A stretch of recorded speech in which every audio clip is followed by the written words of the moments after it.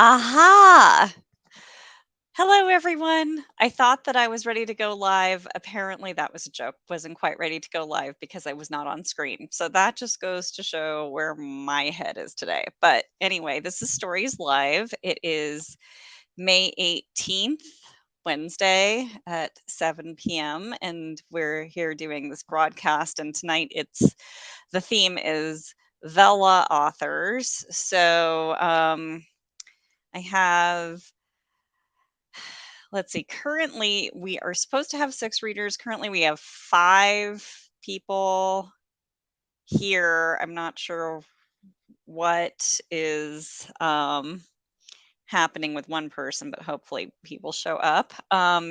Just wanted to get a few housekeeping things mentioned here. Just if you're interested in the book scene in Colorado, the Colorado Book Awards readings are happening at Book Bar every Friday at 7 p.m. for, I think it's through June 3rd. I actually was one of the selectors for the CBAs this year. So, and that happens to be, I think, the last week that they're doing readings. So, and that one is going to be the sci-fi, horror, and thrillers. So, if you're interested in stalking me or interested in checking any of that out, that's where I will be. And also, our next show is going to be on June 15th at 7 p.m. And I do have a couple of openings for readers for that. And the theme is Twisted Fairy Tales. That was actually originally going to be the April show, and it got postponed because I was sick.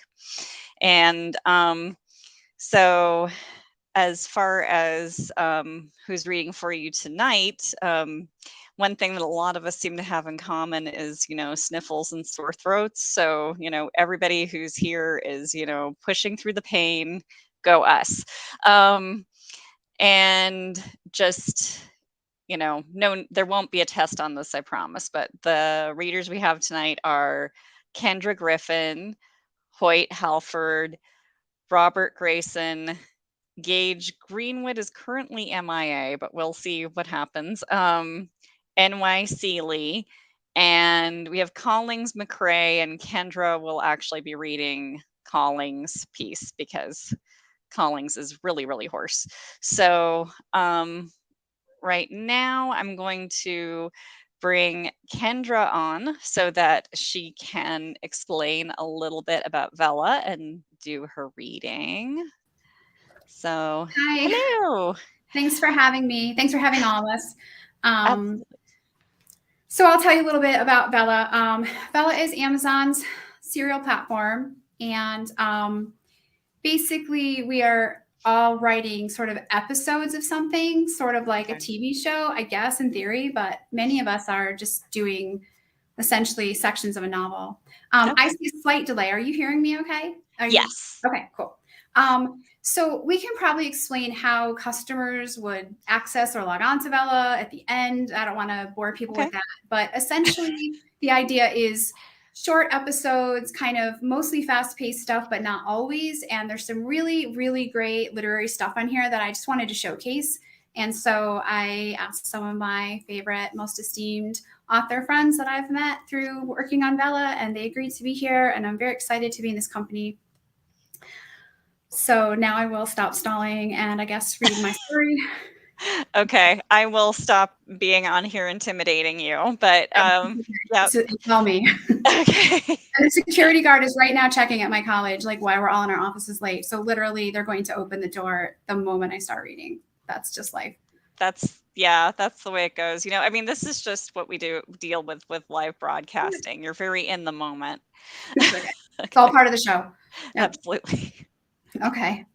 Well, I'm going to read the first episode and part of the second from my Vella call. It's a science fantasy called A People's History of Magic. Okay. Episode 1. On Earth, 3 wormholes, 2 dimensions, and nearly 4 billion light years from Cartargan Institute, where he would soon study the art of magic, Jack Dempsey Tallis was answering the door in his boxer shorts. He was mildly hungover, he was half asleep, and he was fully disgruntled. Why the hell shouldn't he be? It was 9:38 on a Saturday, for crying out loud. No one he liked would pound on his door this early. No one who knew he'd dragged his butt up at 6 a.m. all week to dangle like a monkey from construction girders anyway. And certainly no one who knew that today was his birthday. Dempsey peeked out the peephole. Yep, no one he liked. Just the same bullshit peddling second reform zealots come to convert him into their eternal proselytizing Ponzi scheme. So he threw the door open, startling the demure countenances of his visitors, and plucked out the leaflet the young couple had stuck through the screen door handle. Okay, so plague of locusts, Dempsey began. What's the big deal? Aren't locusts just grasshoppers that swarm? Dempsey's questions were met with two slowly widening stares and a spilling of flame-covered pamphlets onto the leaf-strewn porch. Dempsey didn't assume it was the boxer shorts that had rattled his visitors. These weren't the get yourself arrested for flashing kind of boxers. These were quality shorts, the plaid sturdy type that upscale clothing chains made for sleeping in, exactly the sort of item Dempsey never wasted money on for himself. But his grandmother still sent birthday and Christmas care packages full of useful grandmotherly things, and for decades, scoffing at those useful grandmotherly things, then begrudgingly reading, wearing, eating, and or applying said items to his underarms, had been the only form of parenting Dempsey would accept from anyone. Dempsey also didn't assume that his visitors were gaping at his bare chest, which, if one looked closely, was crisscrossed in the telltale signs of a home life that could break records for CPS visits. No, it was likely the fact that Dempsey had thrown out his CPAP gear just before answering the door. Thrown on his CPAP gear. Since he painted the mask black for last year's Halloween bash at Stamos' pub, Dempsey delighted in knowing he now looked like a knockoff Darth Vader. Excuse me, sir? The young man glanced at his companion. She was busy collecting the fiery doom prophecies piled around Dempsey's heathen feet. Grasshoppers. I'm asking, Dempsey rasped through his mask, if grasshoppers swarm. The young woman straightened. No, not until they become locusts. And how shall I tell the difference, Dempsey pressed. If the end times are coming, I'd like to prepare. She considered. Locusts can fly much farther than grasshoppers, can't they, Abraham? Abraham nodded. True. They do fly quite far in Exodus. I see. Dempsey cupped his Sith Lord chin in fake pontification, then creased open his leaflet. This issue was titled, Are You Worthy of Meeting God's Judgment? So you've come here to claim my soul then, Dempsey continued. I have to warn you, I won't give it up easily. The company store's been after it for years. Abraham stammered. Actually, we're here to save your soul because, why didn't you say so? For dramatic effect, Dempsey tore off his mask. I was afraid my deal at the crossroads had come due. Please, we'd like to teach you about Reformation, the woman said energetically, and your upstairs neighbors, too. She gestured to the door leading up to Dempsey's unoccupied attic apartment. They didn't answer the bell. Do you know when they'll be home? Oh, right, Misty. She sleeps until noon most days, Dempsey lied. He hadn't finished fixing up his attic rental apartment yet. Misty's a prostitute. Third shift work. You know how that goes. Four wide, earnest eyeballs fixed upon him. I'm really worried about our immortal soul, too, Dempsey continued, waving his leaflet. These flames look terrifying. You're sure God knows who's naughty and who's nice and all? I'd hate to be standing too close to someone who's doomed. I mean, imagine you're just out, say, spreading the good word like you do, and the apocalypse hits, and then, bam, forks of cursed lightning rain down, or maybe some three-headed hound breaks its hell tether and lunges, and there's you, caught up in the fiery carnage by accident. No. Abraham glanced warily at Dempsey's doomed imaginary neighbor's door. No, I'm sure that can't happen. Bingo. Here's to sleeping later on weekends from now on, Dempsey thought as his phone rang from his coffee table. Oh, that'll be my bookie, he said brightly. Gotta go. Once inside, Dempsey ignored his cell phone. It was only his sister, after all, and made himself a strong cup of coffee. It will be a good morning, despite the hangover and the impending dread of turning 42. Then, sniffing the milk, Dempsey gagged. Shit.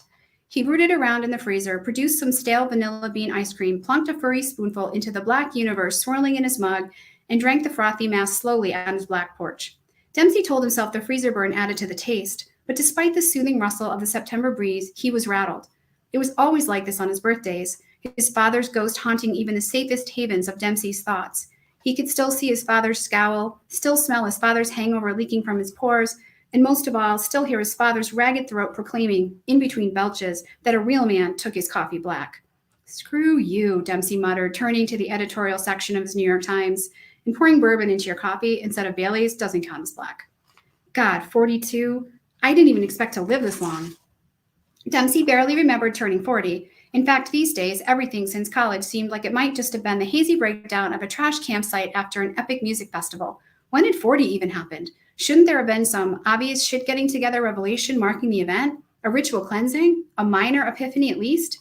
Maybe 40 had slipped quietly by during the post-divorce hermitage that had sent him backpacking for a year and draining his meager savings. Dempsey's phone beeped. He looked reluctantly at his sister's text. I got Watchtower today, you? Reformed, he texted back.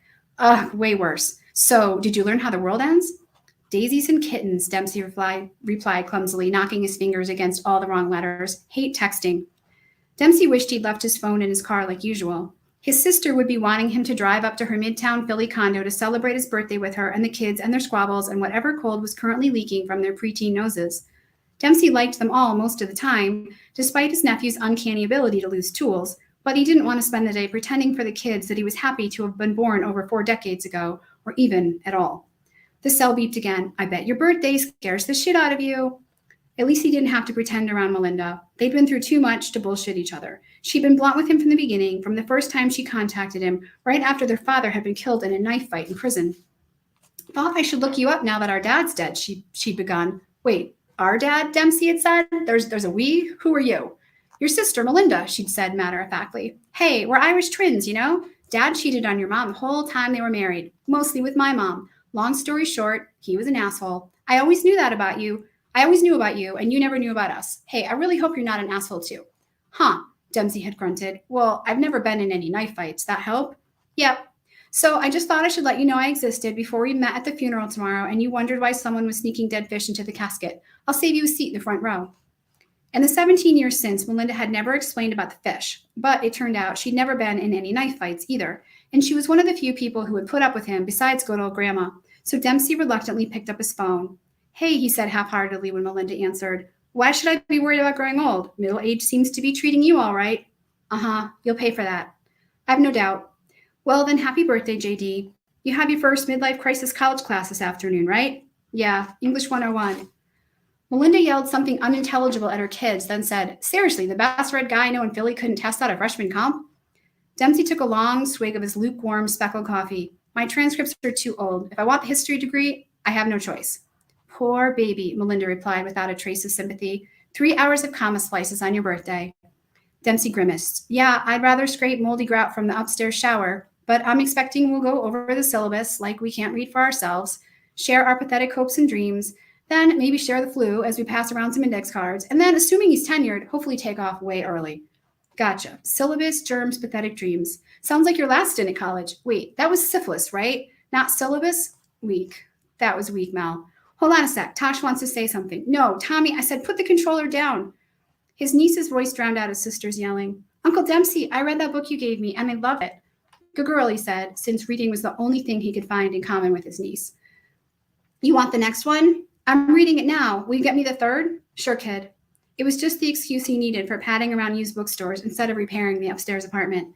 Can you buy it for my Kindle? Not a chance. But why? Print books are just so... What's my rule? Tosh sighed. If you can't burn it or melt it down for, smelt, not melt, Melinda called distantly. Your jackass uncle says it has to be smeltable. Dempsey cracked his first smile of the day. Tosh struggled disinterestedly. Okay, your rule is if you can't smelt it down for s'mores or something in the end times, it's not worth having. Nails. Smelt it for nails. Maybe plowshares. And tell your mother I can hear her smoking on the balcony. Melinda retrieved her phone. Look, you can have your lousy hungover birthday to yourself, skulking around bookstores. Besides, Tommy has a cold. But we're taking you out tomorrow. Any and all protests will fall on deaf ears. Oh, but wait, he stammered anyway. I have to work upstairs. We'll be there by noon, Melinda said, talking over his excuses. Tommy's dying to see the tree fort his uncle's been building him. Damn it. Melinda always played the uncle card expertly. Right, he continued, but I think someone's cooking meth across the street, and I figured we could use a little trip to the seedy side of town so my kids realize how good they have it. Dempsey sought refuge in his last resorts, guilt and truth. But really, I kind of just want to be alone this year, you know?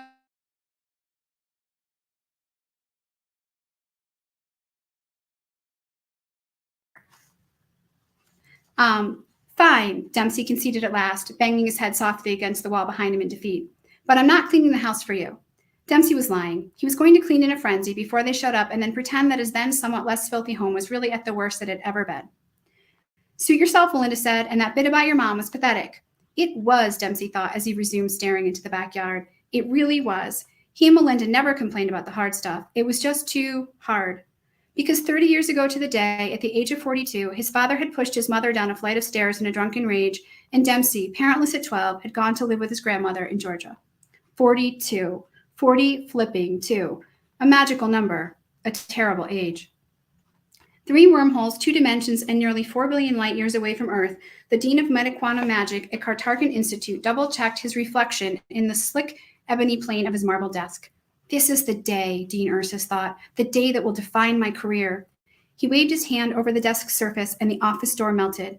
On the other side stood a rather moth-eaten professor holding a briefcase in one hand and a dog-eared copy of Baring's Principles of Magic and Wizardry in the other. One portal, Dean Ursus warned before the professor could speak. One. My team just upgraded a vending machine. Remember, it's your ass on the line if any interstellar stowaways contaminate Earth. Or should I say, he added, adjusting his lapel, further contaminate. The professor blinked his bespectacled eyes rapidly. Don't worry, this isn't my first time teaching at a satellite campus. He paused, then stepped quickly into the room, eyeing the doorframe warily. I'm so pleased that the grant was approved. Whatever, the dean interrupted. You've got your cover story sorted out, have you? Ah, yes.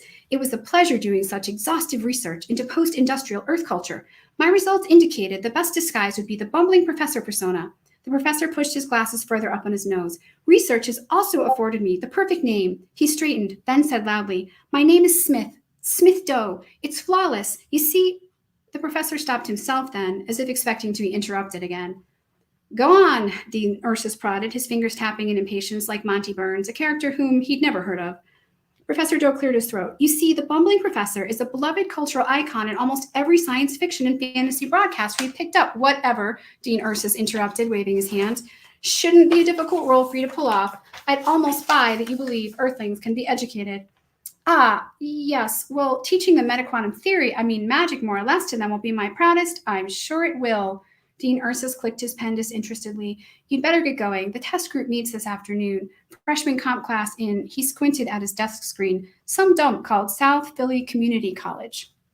I think I have a few more minutes, so I'll start episode 2. After finishing the Saturday crossword and 2 more mugs of pansy-ass coffee, Dempsey worked on the treehouse. The 4 hours of hard work, coupled with the definite lack of drunken raging on his part, had reassured Dempsey that he was nothing like his father. Thus, his birthday had greatly improved.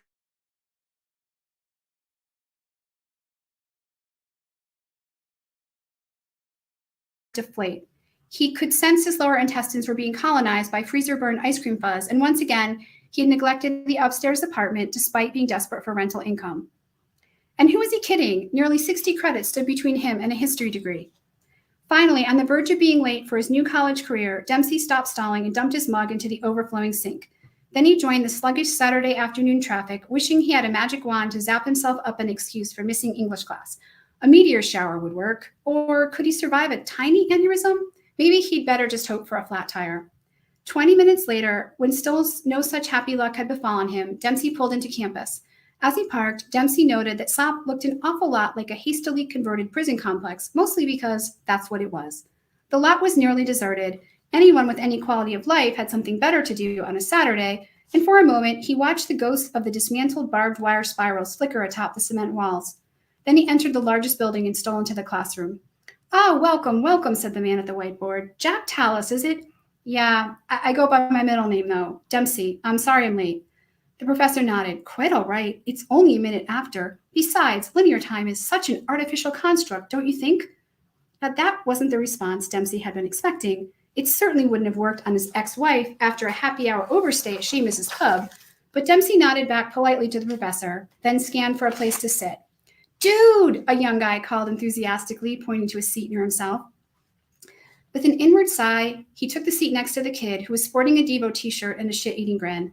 Dempsey returned a small non-committal grimace. He felt unwilling to suggest he might actually want to befriend anyone who hadn't been alive the first time Dempsey had played beer pong.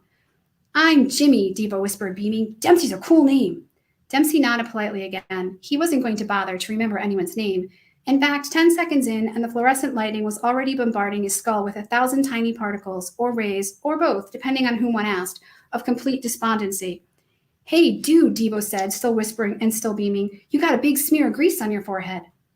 Dempsey wiped his face with the edge of his shirt, staining it with dirty pine pitch. When he finished, the kid held up his thumb enthusiastically. Dempsey took this to mean that either he'd succeeded in removing the smudge, or that Devo now wanted to hitch a ride the hell out of the classroom.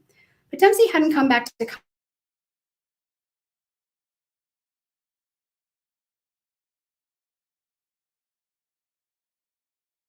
holding the dreaded index cards. Behind himself, on the whiteboard, he'd written, Professor Smith Doe, PhDs in anthropology and comparative religion. Smith Doe? And were these the credentials of an English teacher? Dempsey checked the syllabus on his desk to make sure he was in the right room. The packet resembled a novella and was written in a strange font that seemed to wriggle like dream writing under the evil glare of the fluorescent bulbs. Dempsey squinted to make out the name of the text. Commas, splices, and wormholes. Huh? Wormholes?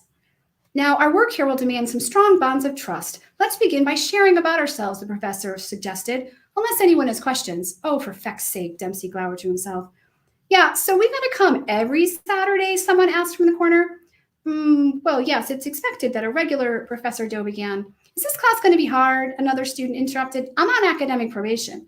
Hard? Well, all difficulty is relative. Actually, everything is relative, the professor chuckled. Except relativity, of course. Dempsey felt his eyebrows rise. He leafed through the syllabus rapidly, looking for some mention of English 101, but the endless packet still seemed unintelligible. Excuse me, Professor Doe, an older woman said, shaking her cane for emphasis, but this must be a mistake. Says here we've got a test on astral projection the Saturday after Thanksgiving. Wait, astral projection? Dempsey repeated, sitting up. What kind of classes? Isn't this English 101? Huh? The woman looked quizzically at Dempsey. Projection? I said punctuation. Syllabus says there's a test on astral punctuation the Saturday after retrograde, but that's our Thanksgiving break, and I'll be in the Nebula Galaxy with my family. Yes, well, retrograding is a highly sensitive flux period, Professor Doe said calmly, crossing his arms and backing up to his gray desk, which now nearly camouflaged him completely. And it's the best time for novices to practice splitting their positive atoms. Dempsey's chin slipped off his hand. Startled, he shook his head, then checked for drool. Seriously? Not 5 minutes into the class, and he'd fallen asleep reading the syllabus. God, how he wished he could have tested out of this class. He thought longingly ahead to the first bubbly birthday pint his friends would set in front of him later that night. They'd get a kick out of this. Tell him to build a rocket ship to the Nebula Galaxy. Tell him to start packing for retrogridding in Crazy Town. Dude, the kid whispered, you with us? Prof wants us to fill out these cards, but you zoned out or something. Just put your name, phone number, and an interesting fact about yourself to share. Dempsey rolled his eyes, then picked up his index card obediently, mostly because the concerned expression on Debo Dude's face suggested he wasn't sure Dempsey was up to the task. And honestly, suddenly, Dempsey did feel too exhausted to manage a Saturday evening class for the next 40 weeks. He felt so 42. Bending over his desk, he allowed his eyes to close again. Immediately, his doubts rose like locusts taking wing. What a stupid idea. I'll never teach history. I'm too old for college. My life is a disaster. No wonder Carl left me. Around him, the students' questions buzzed, joining the swarm in Dempsey's head. I got a nervous condition, someone said. Can we Zoom these classes instead? Dude, you could take gummies before class. They're totally legal right now, Prof. Is it okay if I bring my kids with me? Hey, wait, if she brings her kids, can I bring my cat? Yo, sometimes I'm going to come late when my boss gets stoned in the stockroom and makes me close up. Is that okay? What if I got one of those orange service cat uniforms? Is this class full? I couldn't register on time because I was in jail. Dempsey groaned inwardly at that last statement, crossed his phone number off the index card, and filled in a fake one. And for his interesting fact about himself, he now penned, I know jujitsu. I will stop there. Thanks. Okay. Help, that was pretty funny, Kendra. So all right. So let's see. I guess I will go ahead because you're going to be back in a little bit. So I'll let you go ahead and just like take a little break. And then I will, yes, and I will go ahead and bring Hoyt on here. So hello. Hello, how are you?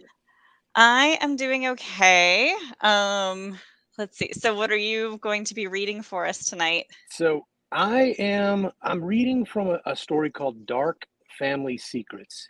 Well, I won't really set it up. It's Dark Family Secrets. It was the first Vella Okay. story that I had. Um, I suppose a professional writer would have timed the reading so that you would have an idea of what was a good 20-minute mark and what wasn't. I didn't necessarily do that, but I've got something in mind. So I'm just going to get in and read this story. One thing that I will say, I grew up in Oklahoma. The story takes place in Oklahoma. Okay. It's easier for me to read with a little bit of an accent. So even though Okay. I've worked most of my adult life getting rid of it, but it flows with the story. So, Dark Family Awesome. Secrets, Okay. episode 1. This Saturday is the first time anyone in Shermer, Oklahoma has witnessed two 80-plus-year-old women go toe-to-toe in a boxing ring at the Madison County Fair. Everyone expected Mrs. Wilson to be in fine form at the opening bell, her new hip helping her dodge and weave. Betsy Dark came out slow, still reeling from judging the blueberry buckle contest moments before the fight. It had been a rough judging this year. There were 3 preliminary rounds, then the finals with 12 participants. It took 3 bites to truly obtain each morsel of nuance in a buckle. One had to savor it. No honest judge would try to rush the process. It was time consuming and filling. The bell rang, and Jane Wilson rushed in, arms raised in a defensive stance. She danced to the left with an experimental left jab.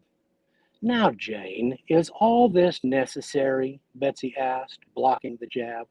She let out an unladylike blueberry buckle belch.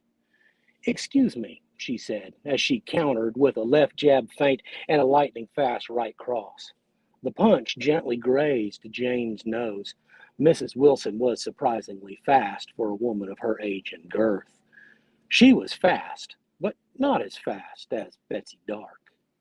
We're only doing this because you're a cheat and a fraud, Jane panted as she danced to her left. You never beat me in the cook-offs until you got back from Europe 2 years ago. You stole someone's recipe, she accused. The shock of this barb caused Betsy Dark to stop bobbing and weaving. She lowered her gloves and said, Gracious, Jane, is that why you're so angry? I'll show you the recipe. As Betsy stood still and lowered her defenses, Mrs. Wilson saw the opportunity and slid in low with a deadly uppercut. She struck the undefended Betsy Dark just below the chin, snapping her head back and causing her false teeth to shoot up into the air. The crowd gasped as they watched the set of teeth fly higher, twirling end over end like a beautiful pearl necklace. As the glistening teeth reached their apex, Betsy waved her hand and muttered unheard words. The teeth froze in their motion. Poised on the edge of descent, Jane Wilson was frozen as well, staring at the teeth. The onlookers were also motionless. The only movement at the Madison County Fair was Betsy Dark, as she fumbled with her boxing gloves to retrieve another set of dentures from the pocket of her yellow cardigan sweater. This pair had elongated canines, like the vampire teeth you get at Halloween, only medical grade. Betsy learned the trick of stopping time a few months after returning from Europe a couple years ago. It was a nifty trick in a pinch, like when the soup is about to boil over and the biscuits are ready to come out of the oven and her granddaughter walks into the kitchen starkers holding a soiled diaper in her pudgy little hand. Times like that, it is helpful to be able to pause everything, take a moment, and tidy up a bit. That's what Betsy did now. She paused time, took a moment, and cleaned up a bit. Thank you, my dear. I prefer these anyway, Betsy said as she inserted the set of teeth and rushed to Mrs. Wilson's side, where she delicately bit her neck and drained her of a sizable part of her blood. After drinking her fill, Betsy wiped her mouth on her hanky, returned her special dentures to her pocket, then waved her hand and muttered under her breath. As she fell, Betsy delivered a wild haymaker with her right glove, catching Mrs. Wilson on the tip of her nose. It appeared to be a reflex after she received the wicked uppercut. The crowd came to life as Jane and Betsy both collapsed.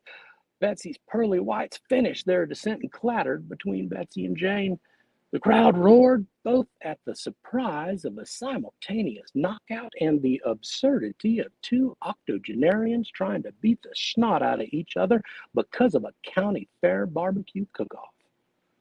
They were unaware that Betsy Dark had just stopped time and drained half the blood of Jane Wilson. Jane would wake with a fierce headache and hopefully be less inclined to pop off with silly challenges.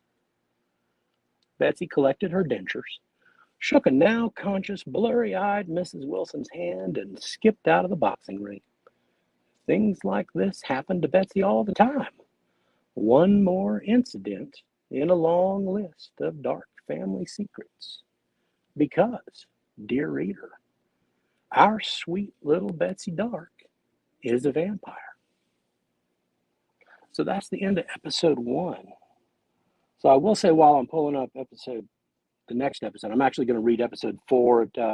It's a different continuity, but it won't adversely affect the story. It's a more fun episode to read. I wrote that first episode, must have been 10 years ago. Just as kind of a fun thing to do. Actually, episode 4 is not the episode that I want. I think I'm looking for episode 3. Again, I apologize for the delay. It's at times like this that I fall into my old customer service days. I apologize for this delay. I'll have the correct episode in just a moment. This episode is entitled, When Old Man Johnson Lost the Yard of the Month. Betsy lived in a neighborhood called Liberty Square. It was a small neighborhood with 27 houses. Only 2 were rentals. The neighborhood was safe, quiet, and calm. A typical neighborhood. Liberty Square had a homeowners association, which was mostly helpful, with a surprisingly small number of batshit crazy demands one usually finds with most HOAs. As a whole, most homeowners associations are run by petty tyrants. People who have achieved this tiny slice of authority over their fellow citizens and wield it like an iron cudgel. Sad little tyrant bastards. I will pause for the airplane to pass overhead. However, the Liberty Square Homeowners Association was mostly harmless. One of the primary duties of the HOA each month was to announce the Lawn of the Month award as voted each month by the homeowners of Liberty Square. While it was a solemn ceremony, it had been years since anyone other than Old Man Johnson over on Paul Revere Drive had won. Truth be told, the fix was in. Old Man Johnson was a war hero, a widower, and about the sweetest old fella anybody could hope to meet. He spent every day working in his yard. He trimmed the bushes with the mindfulness of bonsai masters. He fed, watered, measured, cared for, and prayed over his lawn. On sunny days, he worked on it. On rainy days, he sat on his covered porch and admired it. There were better lawns in the neighborhood. Some of the young guys hired fertilizer companies and high-end lawn maintenance professionals to take care of their lawns. But each month, everyone agreed to vote for Old Man Johnson. Even the young guys who spent a lot of money on their lawns. It was the right thing to do, and everyone knew it. Then Trent Jameson moved into a house on Patrick Henry Lane, and all hell broke loose. Trent was the regional sales manager at one of those big national turf management companies, the kind that has regular houses and golf courses as clients. Trent knew lawn care. He was good at it. He lived it. He loved it. He had selected that particular house in part because of the corner lot with a football pitch-sized expanse of smooth, flat lawn. He would do great things with this lawn. He started with soil tests, so many soil tests. Then he dethatched and aerated. He overseeded the patchy areas, then fed the whole thing the perfect balance of nutrients. He had a spreadsheet that charted growth, water usage, soil acidity, and hours of sunshine. It wasn't a lawn. It was a science. And that crap worked exactly as he expected it to. After all, he was the regional sales manager and he knew a thing or two about lawns. His grass looked like a putting green. His hedges had edges that rivaled the stones cut for the pyramids. Let's not even discuss his petunias. He had the best lawn in Liberty Square, hands down. He knew it. Everyone who drove down his block knew it. Even Old Man Johnson knew it. Everything would have been fine with Trent Jameson if he had moved into the neighborhood and talked to his neighbors. But he was an important, busy man. What with his fancy job and all, he was too busy working on a lawn that would dominate the neighborhood to speak with anyone in the neighborhood. If he had, he would have learned about the unwritten agreement they all had about Old Man Johnson and the lawn of the month. If he'd been more neighborly, he probably wouldn't be dead. But he wasn't neighborly. And he was kind of a jerk.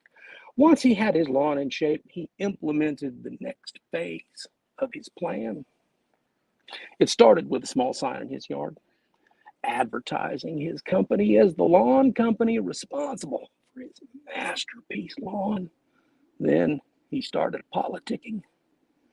He would chat up the ladies walking their cutesy little schnauzers and pickadoodle-poos. Everyone got their dogs from Gladys Cobb, who ran a puppy mill in Brentwood, the next town over. Brentwood was 3 times the size of Shermer. Folks went there for all kinds of things. Gladys Cobb sold puppies because she couldn't have a regular job on account of her disability check. Trent Jameson didn't really like dogs, but he loved to politic with the old biddies who did. He had a knack for steering almost any conversation to his lawn. Your granddaughter got into Princeton? That's wonderful news. You know, they have beautiful lawns at Princeton. They use the same weed killer I use here. He would gesture to his lush turf as though he were tenured at the Princeton of turf management. His plan worked. When the votes came in the following month, it wasn't a unanimous win for Old Man Johnson. In fact, for the first time anyone could remember, Old Man Johnson didn't win the lawn of the month. It was a warm night when Betsy Dark went for a stroll, as she was fond of doing. She got a good walk in at least 4 or 5 times a week. It kept her in great shape, and it allowed her to see what in the neighborhood. Of course, she was dead and a vampire, so the whole keeping in shape thing was a bit of a ruse. But she did enjoy getting out and about. Fresh air did the body good, even a dead one. On this particular night, she was alarmed to hear the sound of sniffles and tears. Someone was fighting a battle to keep their emotions under control and was losing.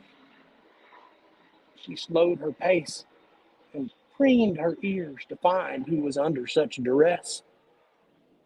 When she came upon Old Man Johnson, he sat in the middle of his lawn, crying. Henry, what's wrong, Henry? She approached him slowly so as not to startle him. He didn't see her at first. When he did, he absently waved his hand towards the front of his lawn. They took my sign. This statement brought on a new set of sobs. Betsy knelt and hugged Old Man Johnson. She knew what sign he meant. It was the Lawn of the Month sign.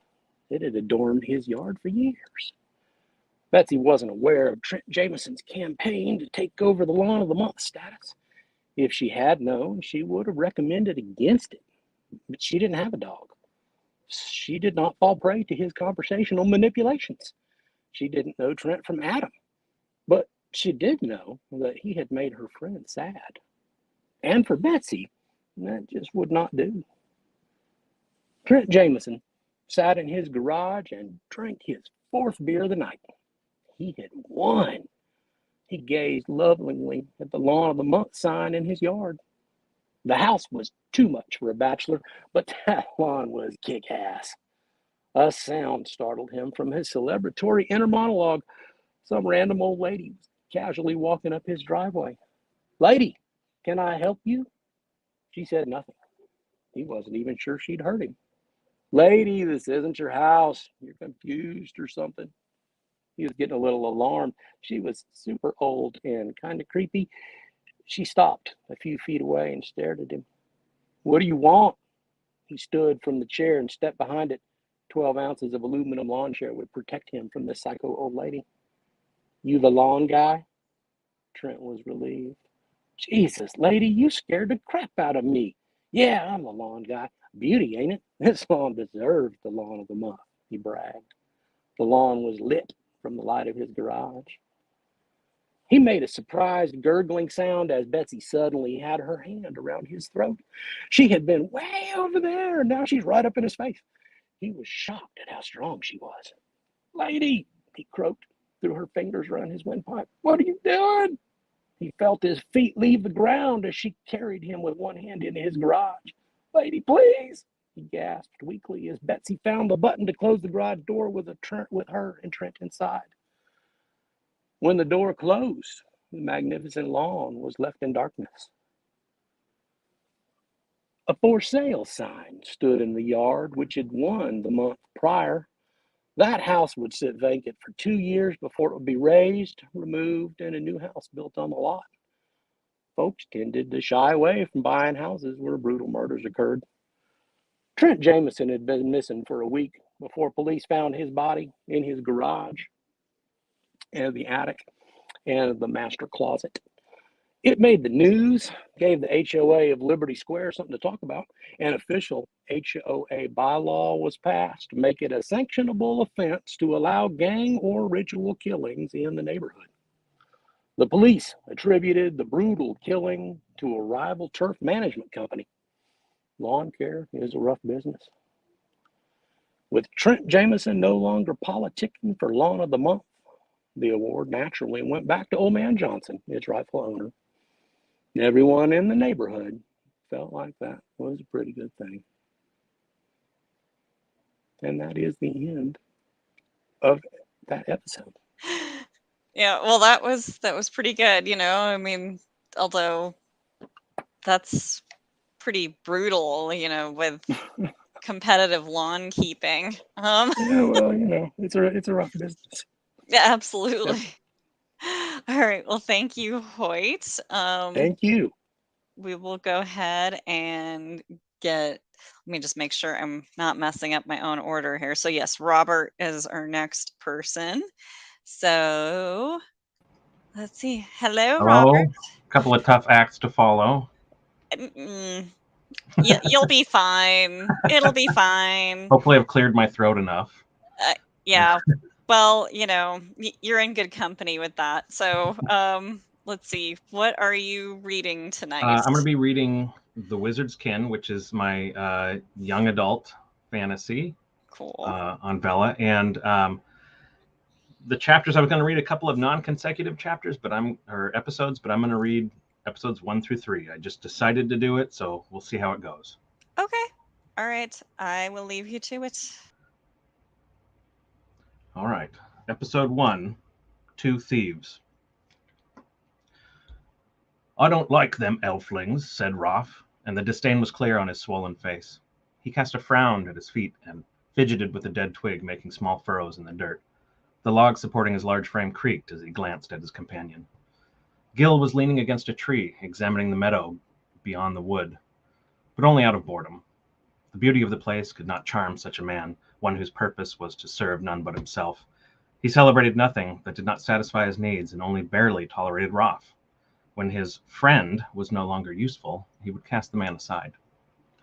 But Roth's idiotic notions were occasionally amusing, and so Gil would oblige to draw out the drollery. Why? He said. Why is it you don't like the elflings? Well, said Roth, his thick Fishertown accent almost painful to hear. I'm glad you asked. Tell me something, friend. What is it you notice about them elves as soon as you set your eyes to them? Gil stirred, putting his mind to the individuals in question, those for whom they waited. Of their kind, they were the most known to him. Slim, he suggested. Yeah, what else? Tall. Yeah. Spry. Yeah. Gil put his hand to his chin, considering further. He smirked. Beautiful. Roth laughed loudly. Yeah, you see, all the things we ain't. Gil did see. His partner was jealous, and he was a little jealous too. The world had not been kind to him. It had been even less so to Roth, he mused, but as much as it pained him to admit it, he was far closer in status to the fat, dirty cretin than he was to anyone beyond the walls of the upper city. They would be back home soon, and could find comfort in drink and companionship. There would be some pleasure once they left this dank forest and returned to the sounds and smell of civilization. And there would be no more trips like this. Their supplier had run dry of the strange crystals they'd been smuggling out here for months. But there was some extra profit to be made in this parting exchange. As if that thought had been enough to expand forth and touch Roth's empty mind, the man blurted, "We are going to double-cross them this time, eh? Right?" Gil sighed, his irritation barely contained. Roth quickly looked down to the ground again, knowing well that sigh. But instead of chiding the pathetic man, he decided now it was a mistake to have been in such disregard for their surroundings. They spoke freely, without the knowledge of what ears might be listening. Perhaps Roth's stupidity was contagious. It would soon be Gil's end if he did not release the man to his own designs. But it was too late for those words to be kept a secret. From the brush, the young elf man they'd awaited appeared, dressed in his usual woolen tunic and trousers, in the style of the rural peasantry, though surprisingly clean. A thin cloak was wrapped about his shoulders, and a brown, unembellished bicocket sat on his head. Were it not for the distinctly pointed ears and bright green eyes, one might think him a simple farmer's son, tall for his age and handsome. He stopped at the edge of the greenery and stared at Gil, placing his hand on the hilt of his dagger in an exaggerated gesture. Gil, in turn, gripped the short sword at his belt in the same manner. Roth stood, his expression one of outright fear, a not uncommon look for him. He produced a yelp from somewhere beneath all the girth as a second figure walked from the trees behind him, an elf maid, the boy's sister. She looked much the same as he, though her sandy, untamed hair was longer. Their meetings before had been friendly, but thanks to Roth's spontaneous revelation, it was no longer so. The girl's bow was drawn and trained, and Gil knew she could put an arrow into either of them that moved, possibly both, in the blink of an eye. The young man grinned. "Aside from being slim, tall, spry, and beautiful, thank you for the compliments, by the way, we have excellent hearing, and you have made mention of something we find rather questionable." Episode 2, Overture. And here they were, the two rascals from Anderfoss caught in a web. They were always easy to track, especially for the keen senses of elves. The smell of their sweat-stained linen and the mustiness of their old soiled jerkins was a mark of devilry upon the sweetness of the forest. And the drink of the night before, seeping from their pores, was like a poison fog, left in trails where they traveled. Rascals in name, and now proven in true deed. The two men had always served to entertain Aaron and Pix, and even as the situation on this day had taken a serious turn, it was no different. They had defeated their own foolish plan by speaking the betrayal aloud. It was apparent they were too stupid to know how stupid they were. "Shall we kill them?" asked Pix, not really meaning it, but putting up a decent act. Aaron feigned consideration, stroking his chin with his free hand. "Perhaps not yet. I would like an answer. What was this about a double cross?" The fat one, Roth, shuddered as the elf's cutting eyes fell upon him. His mouth went slack with dim-witted dread. Gil, on the other hand, stood defiantly. "A joke, nothing more," said the wiser man in a serious, almost angry tone. "Well," said Aaron, his manner increasingly imperious, "forgive me if I don't believe you. We knew of your provisioner's lack of stock and how likely it was that persons of your reputation, having lost your current income, might try to augment your last purse. Tell me, did you bother to bring the crystals with you in case your certain failure required recompense?" Roth's eyes darted about. The man was an open book. "You did. Excellent." Aaron moved forward to pass Gil, his hand presented to receive the goods, but halted as the man pulled his blade halfway from its scabbard. The fear was in Gil's eyes, though, more so at the creaking sound of Pix pulling her bowstring ever so slightly tighter. Gil pushed the sword slowly back into place and smiled mirthlessly. "I see there is no other way than to be done with this transaction and part ways. And I'll tell you what, friend, I'll give you a discount to show how sorry I am for this unfortunate mistake." His smile widened, displaying holes where several missing teeth had been. "I have a counteroffer," said the elf. "You hand over the crystals, and I won't let my sister release your souls to the hereafter." Pix grumbled in mock disappointment. Gil nodded several times, his nerves plainly beginning to fray. "Very well. A parting gift, then." He gestured at Roth, but the man was lost in his thoughts, fidgeting uncontrollably. After an awkward silence, Gil's impatience boiled to the surface. "Well, give the man his merchandise, you damned idiot!" Roth scrambled to comply, moving off the log and producing the bag, apologizing under his breath to all present. Aaron received it and tucked it away, bowing slightly to them both. A good day to you, gentlemen, and a pleasant journey back to the city. Satisfied, Aaron walked casually the way he'd come, turning his back to show the confidence he had in his sister's martial abilities.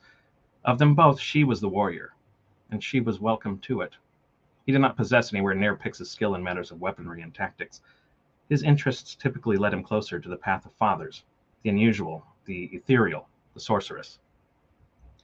When he was away from the scene of the transaction, he pulled out the bag he'd acquired, examining it as he continued through the thickening woods.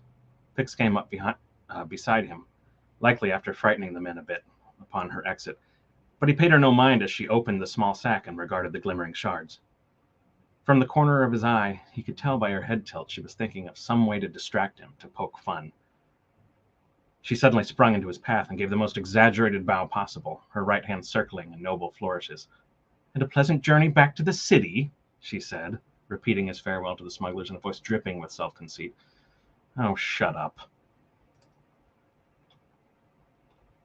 To episode 3 here. Episode 3, The Harbinger. Aaron stopped, as did Pix. He found himself drawn to the crystals. There was something innately magical about them, but he was in the dark as to their purpose. Through all his studies under Father, he'd never once encountered a word, spoken or in text, about these strange shards. They glittered even when in shadow, and emanated a disturbing cold to any flesh that was within inches, and they were humming in his mind, as if speaking to him. He drew himself away when Pix walked up, and he closed the bag, tying the leather cord as it was before. "He wouldn't want you doing that," she said, scolding him like an older sibling, though they were twins. "He told you not to do that." Aaron stowed the bag and waved her away. "I'm just curious," he said, started walking again. "Why does he need them?" "Who can say?" said Pix, catching up to him as his pace quickened. "He could. And you know he won't."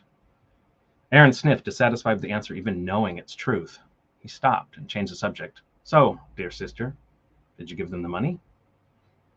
It wouldn't do to incite the thieves into another bird-brained enterprise. Anger had a way of convincing men like that to behave even more tactlessly. She looked puzzled. But he knew it was an act. Was she ever serious? "You said they weren't getting it." Aaron sighed and was beginning to lose patience. "Did you?" Pix groaned and rolled her eyes. She stared at him for a long moment. "Yes. All right. Yes, I did. You know I did." "Good." But she wasn't done. She snickered and said, "I threw it across the ground. They dove for it, clawed it up like animals." Aaron shook his head and continued on, but stopped again so abruptly that Pix nearly walked into him from behind. Another thought had occurred, and he gave voice to it. Why did Father rely on these middlemen anyway? We've been to the city before. Why not simply take a trip? For that matter, why not buy them all at once and be done with it?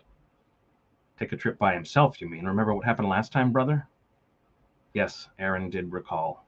Anderfoss was a city both wondrous and wicked, and he had been enchanted by all of its worldly facets, good or ill. But even with their ears disguised beneath padded coifs, the sides tied down about their chins, they had begun to garner attention from the common folk. By the time they left, the market was astir with glances and whispers, and Father had become quite nervous, ushering them out of the city with haste. Much of their exotic features they could cover, but the eyes were something else. They hadn't been back since then, and it seemed long in the past. They had seen 10 or 11 years at the time, and were now on the cusp of what would be adulthood by the calendar of men. "I remember," he said with a longing smile, and he resumed the journey, no longer considering anything but going home. They walked in silence for a good hour, coming upon a familiar meadow. The opening in the canopy allowed the sunlight to grace the waving grasses, which were turning gold in the heat of the approaching summer.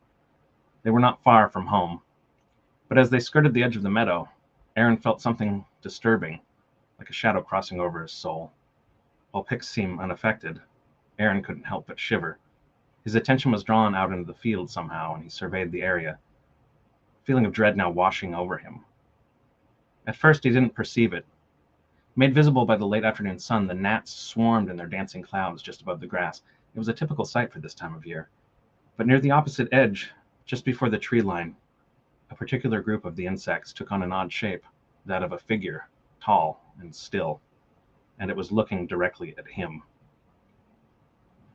And that's it.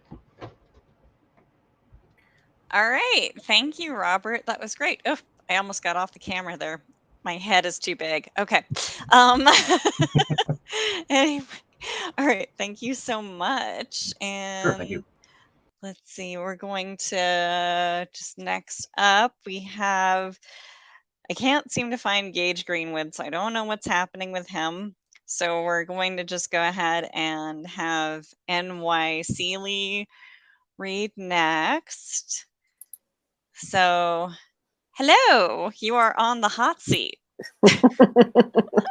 Yay, I've been waiting. Right, the moment you've been waiting for. This is the moment that everyone has been waiting for. So yeah, thank you very much, Amy, for having me and the rest of us on here to give us a chance to share our stories with you. Absolutely. I appreciate that. Yeah. Well, what are you going to be reading tonight? Oh, I'm going to be reading from my very first Vella that I wrote. I've written 3 now total, but this one that I'm going to be reading from is called Who Wants to Be a Sidekick? And it is a near future sort of humorous story about a bicycle courier who wants to be a superhero. Nice. Okay. Well, so I take it if he wants to be a superhero, he's probably not opening the parcels for inspection then. I hadn't thought about that. I'll have to think of an episode like that. So she is a woman, actually, a young woman. Sorry. And, no, it's fine. And she, she has some adventures. I'm going to be reading the first episode, so it's sort of how introducing her character and how this whole storyline gets set up. Awesome. Okay, well, I will leave you to it, and I'm excited to hear it. Okay, thank you, Amy. Okay, who wants to be a sidekick? Call me Callisto. I'm 22 years old and the only female rider for Crow Hop Bicycle Couriers. My rent is going up at the end of the month, and unfortunately, being a bicycle courier ain't keeping me in much more than meat and potatoes. So I'm deaf in the market for some additional green. Earlier this morning, I asked Chaz, the dispatcher at Crow Hop, to give me first crack at any juicy ops. He's pretty good about that, since I'm one of his faster riders. Right now, I'm just finishing up a delivery at City Hall, trying to get my helmet to sit level on my head when the courier comm beeps.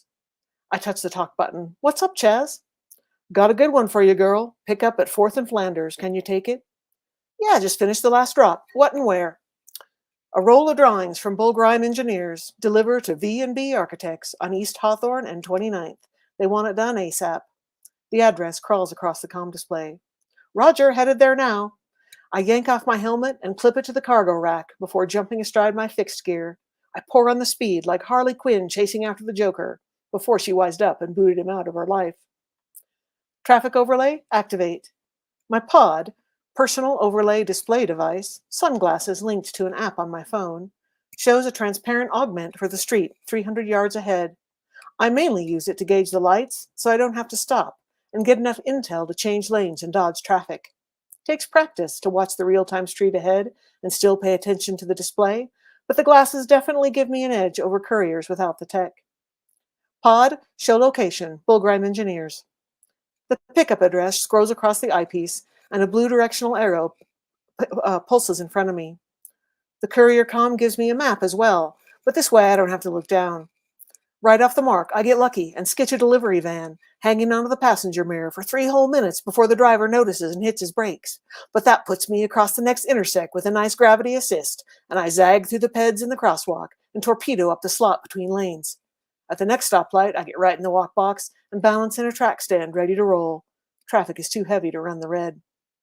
It's a good thing contract law hasn't caught up with the digital revolution, and paper is still required for some things. I make the pickup at Bullgrime Engineers. The tube of drawings is long and awkward and doesn't fit in my bag. But that's okay, because an oversized package means a few more bucks down the line.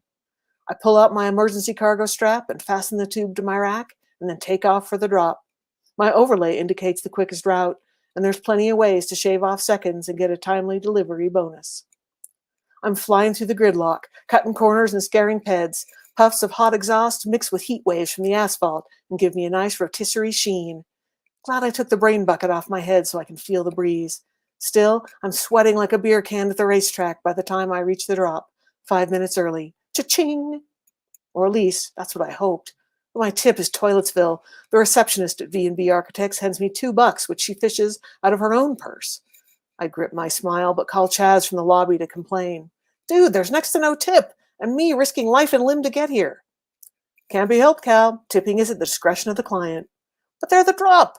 They didn't even pay for the pickup. Least they can do is toss a coin in the bucket. I feel your pain, Cal, but tips aren't guaranteed. Try waiting tables sometime. Can't Crowhop supplement a little? I beat the deadline. You already got a timely delivery bonus. Stop whining. Out. Fug it. Now what do I do? I've still got to find a way to earn some money, and fast. Let me clue you into how it all went down, so you know why I need the green. I rent a room in a Pepto-colored single-wide in the Lone Pine Mobile Home Park. My landlady is Peaches McGee. She's a big, bold woman with some serious glutes that could knock you sideways if you met her on a fire escape. She sublets one room to me and one to Chabela Ricardo. Bella works for City Bright Cleaning Services and spends her off time surfing the net with a VR rig to die for. Peaches used to be a celebrity chef until she poisoned a food critic, but her felony doesn't bother me. It's not like she's going to murder anyone else. She works hard to keep her parole officer sunny side up, and right now, she's the closest thing I got to family. Plus, she makes the best chocolate cake in the history of ever. It's a late August evening, and Portland is sizzling. I stash my work bike under the Pepto with my other wheels, a BMX and an old steel stump jumper. The fixed gear is better for courier work because it needs no maintenance or costly parts, nothing to tempt a thief. It's super responsive, and I can go backwards at need. It's handy when playing Dodge the Pedestrian. Plus, riding a fixie is like surfing. Just you in the street with no gears or mech tech to damp the experience. Anyways, after snagging a slice of cake, I head over to see my buddy Tonio. He used to be in Special Forces, did a whole career in the military until he lost his leg. Now he does handyman stuff, car maintenance, whatever people will pay him to do. He's a good guy, never lies about what's needed or overcharges the client, which I guess is why he still lives in a trailer. He sees me coming and gets the pads out. I'm already warm from my ride home, so I do some shadow boxing while he gets geared up. Then I practice punching into his hand pads, straight punches, jabs, and uppercuts. We switch off, and I provide the target for his ridge and knife hand work. He's got an old busted knuckle on the left side, which keeps him from making a fist, so he has to stick to open-handed strikes. He's not a big guy, just my height and wiry, but he can sure get some power behind his arm. Must be all the hammering he does. I've been creating my own martial art, Bike Kwon-Do, with Tonio's help. I've invented some good moves, kicks and strikes from the bike saddle, and I can joust with a lance made from an extendable metal rod like window washers use. I'm modifying the stump jumper so I can attach the lance and other tools. It's field research for the comic book I'm writing, Alley Cat, about a bicycle courier and her crime-fighting adventures. Hey, it could happen. Tonio's got the radio on, and there's already ads for the 2032 presidential election, 2 years from now. I tune it out. Politics is just a couple of teams tossing the ball back and forth, and meanwhile, nothing ever changes. I got more immediate worries, like keeping my face out of Tonio's line of fire. But our practice is interrupted when Peaches exits the Pepto and slouches over. I can tell she's upset. Her mouth looks like a horseshoe with the ends turned down, and her ankle monitor is showing. She usually keeps a pant leg over it. Hey, Peaches, what's up? I say. The rent. She waves an envelope. The rent is up. She shakes her head. I'm sorry, Cal, you and Bella are going to have to pay more, starting next month. Yikes, I say, how much? $50 each. It's a lot, I know, but they want $150 more from me. That's really going to bite me. I don't know where I'll get it. You wouldn't think the old pink place was worth it, but I've got nowhere else to go. A tear slides down her cheek, leaving a black track of mascara. Tonio frowns. He owns his trailer, but pays rent on the lot. I guess mine will be going up too. I hope they're not trying to push us out so they can bulldoze the park. Yeah, me too, because low rent digs in Portland are going the way of the Triceratops. So this is why I've got to get some additional green in the next 30 days, or my ass is out on the street, or worse, into the miles of shantytown that surround Portland like a cape. $50 may not sound like much, but when you don't even have an extra quarter, it might as well be $1 million. By the time I get done talking to Chaz about my non-tip, it's mid-afternoon with the heat wrinkling off the street like dragon's breath. I think about knocking off for the day, but I don't want to miss a last-minute call. It grates to have to wait by the comm, so I decide to see if I can rustle up a side hustle. I grab a half-price bag of yesterday's carbs from Voodoo Donuts and cruise the 17 blocks to the downtown library. Upon arrival, I ask Tin Lizzie, the homeless lady who sleeps on the stairs, to keep an eye on my bike in exchange for a slightly squished, pink-frosted viscous hibiscus that still has most of its sprinkles. I never liked pink anyways, except for the Pepto. That's the color of home, and I sure don't want to lose my room. Else I may have to cuddle up with Lizzie, and that could be uncomfortable, since she wears a serape made out of tin can lids. The library feels nice and cool, the air conditioner wafting through my sweaty shirt, and I munch a grape ape with cream filling as I log into one of the public IT stations and bring up Craigslist. I ignore the librarian's stink eye as I scroll through the job listings. Surrogate mom? Never in a million. Uber driver? I don't have a car. Insurance salesman? Yeah, I'd sooner join the mafia. Then I see it. Who wants to be a sidekick? Are you physically fit and looking for adventure? Want to do some good in the process? Local hero needs an assistant to take on the bad guys. Responsibilities: fighting evil wherever it may lurk. Supporting efforts of hero by following orders. Must be on call at short notice. Preferred qualities: persistence, courage, intelligence, integrity. Remuneration: reasonable share of rewards, if any. Good karma to offset future transgressions. Bonuses for completed missions. Orphans and emancipated adults preferred. Auditions at 2 a.m. Wednesday morning. The blurb ends with a street address down in the warehouse district. One thing about being a courier, I pretty much know the city geography like I know my first tattoo. So, sidekick. That's like second banana, Robin or Jimmy Olsen or Tonto. They seem to get killed a lot, actually, so not a ton of job security. But some of the Robins ended up going off on their own, and Harley Quinn started off as the Joker's sidekick, and now she's the main event. So I'd be in good company. Whatever, it could mean some extra green, and it might be fun. A chance to put the Baekwondo to the test. But auditions, since when do you have to take a test to be a good guy? I hate things like job interviews. I don't like having to conform to some norm's so-called standards, kowtow to a suit who thinks he has the right to apply a rubber stamp of disapproval. I work hard, I'm honest, and that should be enough. Except it never is. But then I figure all the basement geeks in the greater metro area are going to be answering this ad, showing up in their size extra, extra, extra large Boy Wonder underoos. Guess there has to be some way for the hero to winnow them out. I feel like I have a good chance. At least I'm fit, and I might as well be an orphan. But maybe I'm too old. Robin and Aqualad and Wonder Girl were teenagers, but Tonto and Harley Quinn were adults, so maybe there's hope. Maybe Tonio could help me prepare. It can't hurt to ask him. I print myself a copy of the ad, leave a donut for the librarian, and repo the fixie from Tin Lizzie. My ride home is full of imagined adventures and a tiny little candle of hope. I get back to the Lone Pine just as broke as when I started, except for the $2 from the receptionist at B&B. I stash my bike and head over to see Tonio. On my way, I wave at Connie and Bonnie, who are out watering their plants. Peaches calls them the Raisin Sisters, on account of them being so sweet and wrinkly. They keep their place really clean and neat, and polish up their garden gnomes every Friday.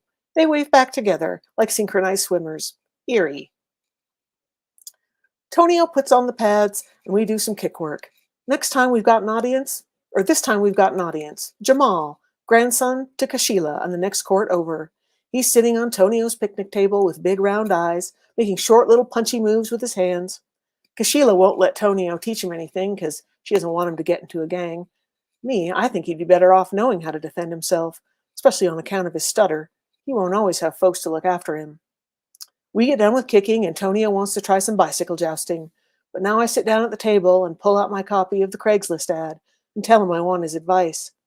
He mops his forehead and reads the paper out loud. His eyebrows go up, and I feel a weird kind of shame, like he's just seen me naked. What do you think of this, I say. Stupid, huh? Interesting. Yeah? You thinking about it, Cal? Maybe, I shrug, like I couldn't care less. Jamal pipes up. Are you going to be a hero, Cal? I blow my sweaty bangs out of my eyes. I don't know, Jams. Then Tonio says, I answered an ad once. Turned out okay. Yeah? What'd it say? It said, Uncle Sam wants you for the U.S. Army. He folded the paper and hands it back to me. Worse things than wanting to be a hero, Cal. I pretend to be above it all. Tell it to the Marines. He smiles. I did. Did you ever wish you hadn't? Done the war machine, I mean? He rubs his mustache, looks far away. Nope. It gave me a chance to do work that meant something. I was on a bad road and the military turned me around. What's your leg? I never asked him about how he lost it. Seems like a private thing. He doesn't flinch. Do something you believe in, there's always a price. I paid it. Was it worth it, you think? He doesn't speak for a whole minute, rubbing the cigarette burns on top of the picnic table. And then he says, yeah, it was. We stand up and spar a bit more, with Jamal counting strikes out loud, but our friendly time doesn't last. I hear Jamal suck in his breath, and when I look up, there's a monster in the house. Jack Finney. I call him the jackalope. He's got a big old scar across his forehead and mean little eyes and dirty red hair he keeps in a man bun. I cast him as the villain in my comic book. I draw him with horns and fangs and really big shoulders and legs like a giant rabbit. He's always trying to cause trouble for Alley Cat. In reality, he's just a great big guy with a huge upper body and a square head. He's a classic bully, thinks he's the strongest, baddest dude in the park. That's why I made him the villain.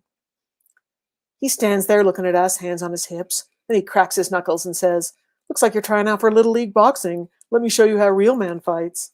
No thanks, I mumble. Not me, says Tonio.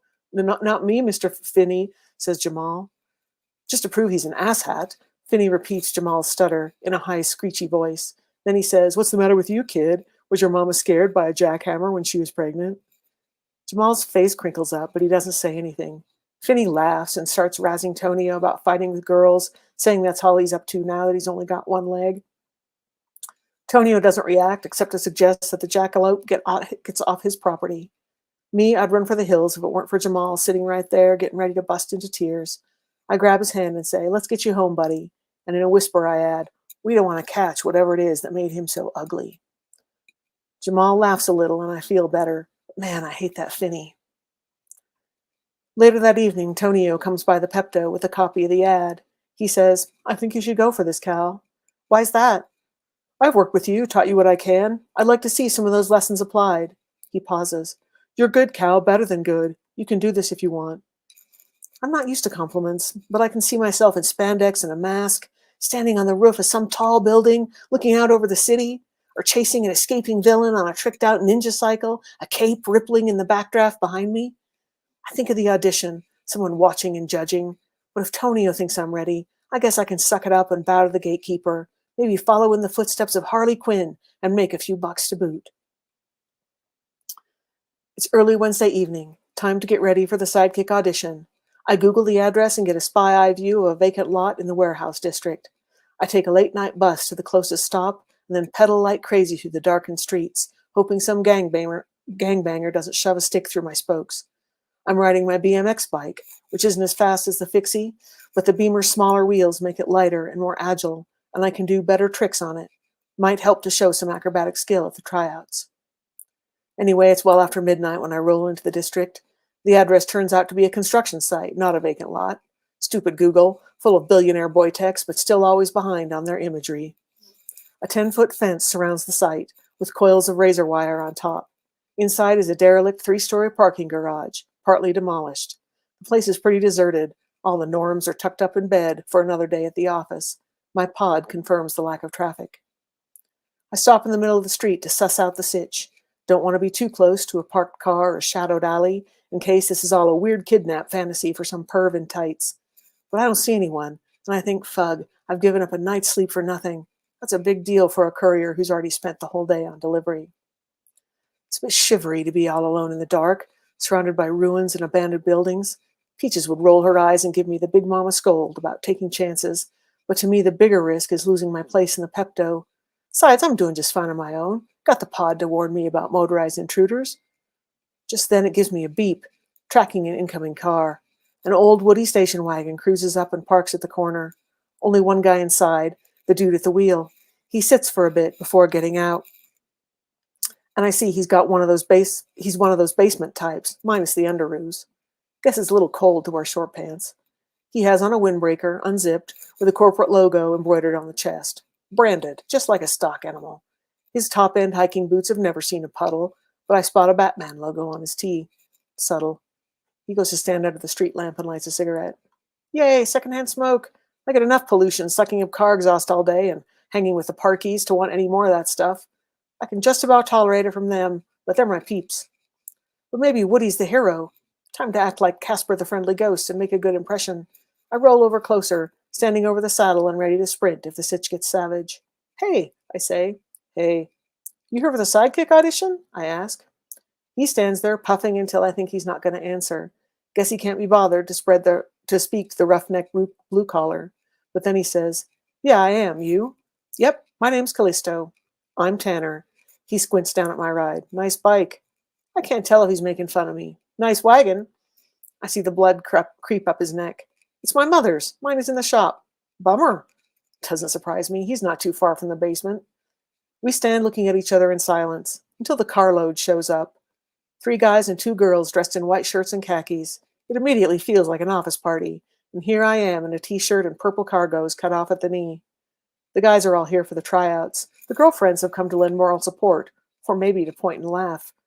We all wait for the hero to show up, trying to impress in different ways. Me on my Beamer doing rear wheel hops on and off the curb, and the norms posturing amongst themselves and the girls. I learn their names are Turk, Murphy, and Bob. The girls, a brunette and a blonde, hang out around the outskirts of the circle, and the blonde bums a cigarette from Tanner. He fumbles his lighter and drops it on the ground, and she rolls her eyes at the others. Time passes. Talk dies down. Blondie's been texting nonstop, ignoring the guy she came with. I'm beginning to think it's all a hoax. Or maybe the perv in tights didn't count on so much interest. Tanner throws down his smoke and grinds it into the asphalt. "Screw this," he said. "I'm not sticking around so some dude can laugh his ass off at the prank he got a bunch of idiots to fall for." He goes back to his woody and starts digging for his keys. Disappointment is rough, but maybe this is part of it, seeing which of us can stick it out. Persistence, like the ad said. I take another circle in the intersect, balancing on the top tube, and that's when I see a piece of cardboard wired to the chain link fence.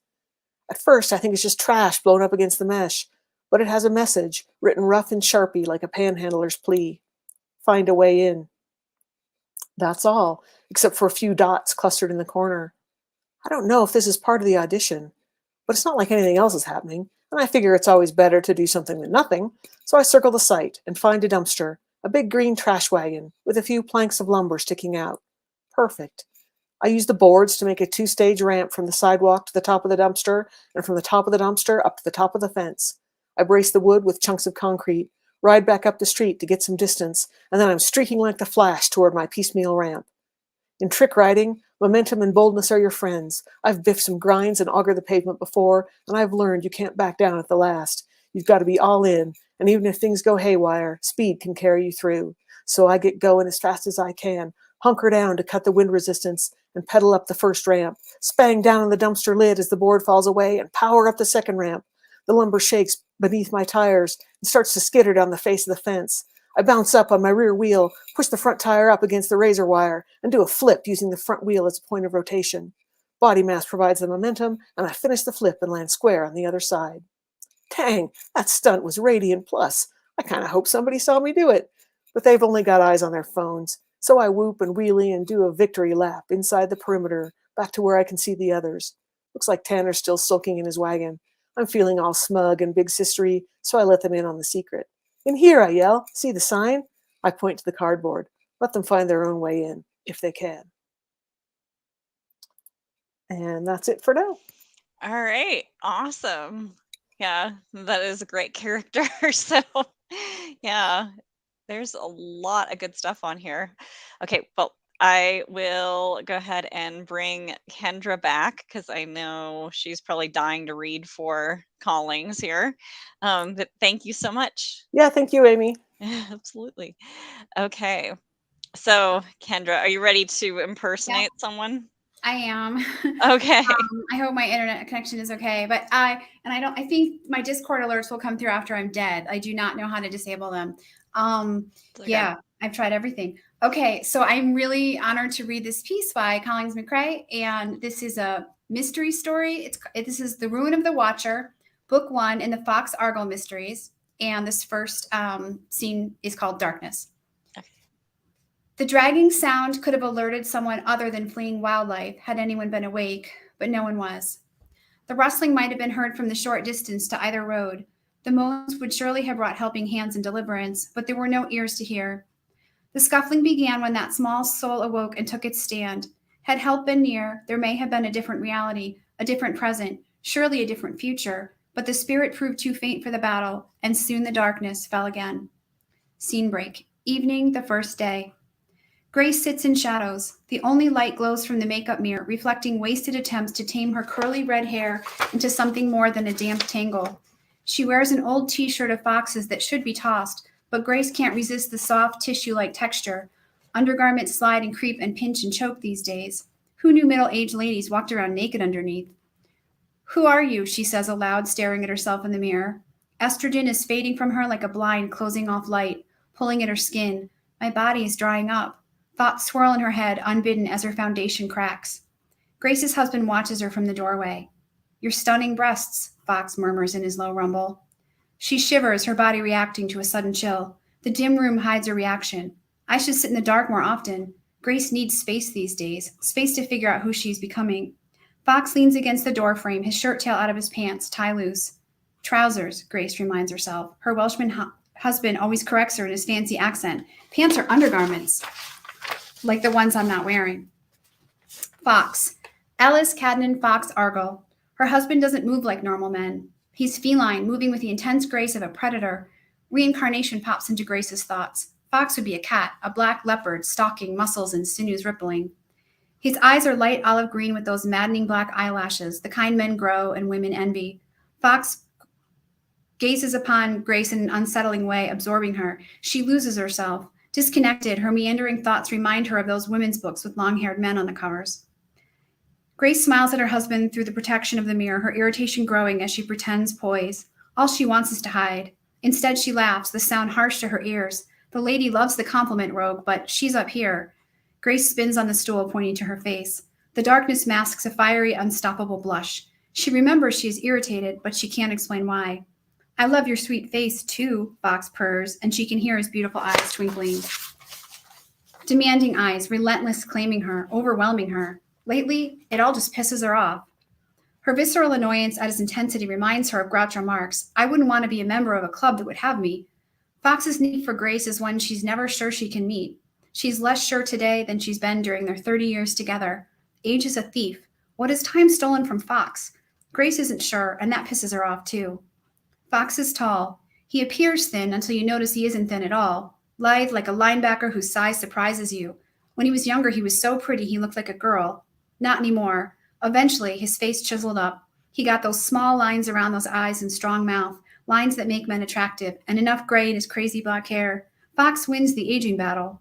Was there a battle?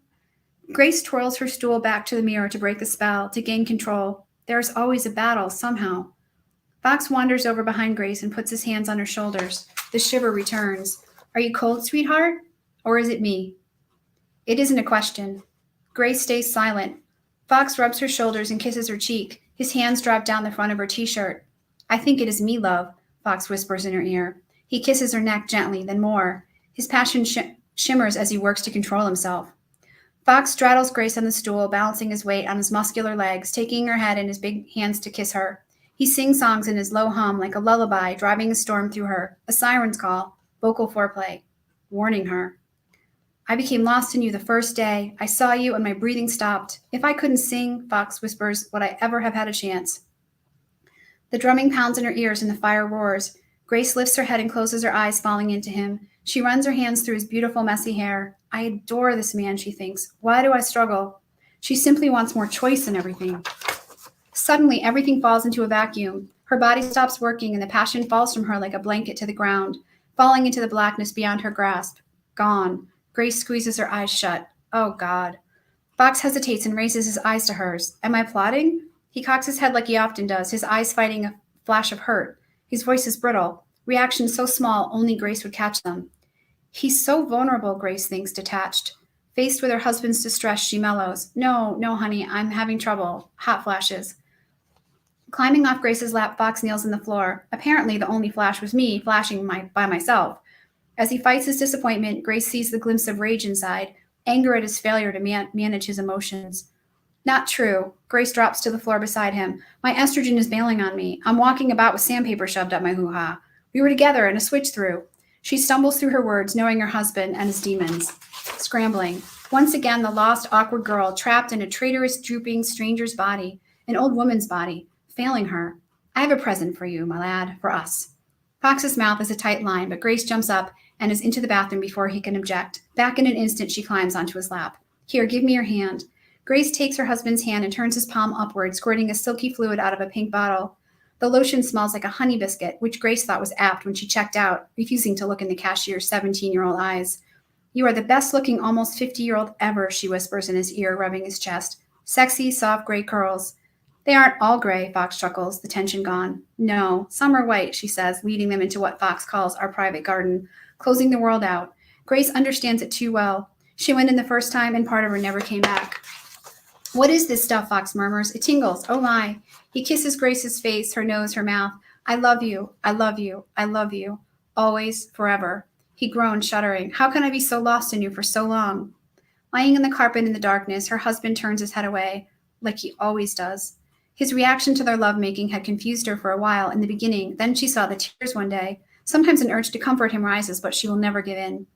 A magic elixir, Fox sighs. Grace laughs.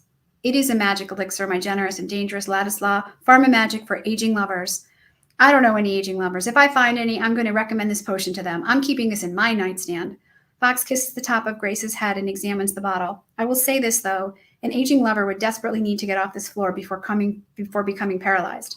Fox jumps up, leaning over to pluck Grace up. Sweeping her to the king-size bed dominating the bedroom, he says, Come, my pet, my darling girl, let's test our new weapon once more. Yes, white, Grace laughs, a joke from the past. Marley's past. Scene break. The couple lies in the darkness, silent, retreating from oneness into separation. Grace finds herself with a desire to run at this point, run to a secluded place of her own. Fox is what Grace secretly calls a clamorer. He clings and wriggles into her space until he relaxes in sleep, keeping her awake. Well, something keeps me awake. It's either Fox or menopause. When you fake it, I feel it, he says, snuggling into her side. Grace turns on him. I never fake. Tinged with guilt, caught and confronted. This is like you, she thinks. Defend your silent suffering and demand everyone else surrender their secrets. She grits her teeth. His dictates are like tiny thieves stealing souls a bit at a time. He's blissfully unaware. Yes, you do, Fox's voice holds its utter gentleness. Always gentle, like she is fragile. I am a flower, and you are the wind and rain whipping against me. Grace feels his lips brush against her shoulder as he speaks. Pat, you sigh a certain way, the way you move. What's real is all that's important. Fox gazes at her, all sweetness, a betrayal of a kind. Fox. She grinds out the name. No, no good. Promise me. I mean it. Faking is done for. Steel fills his placid green eyes through those thick black lashes. Of course, husband.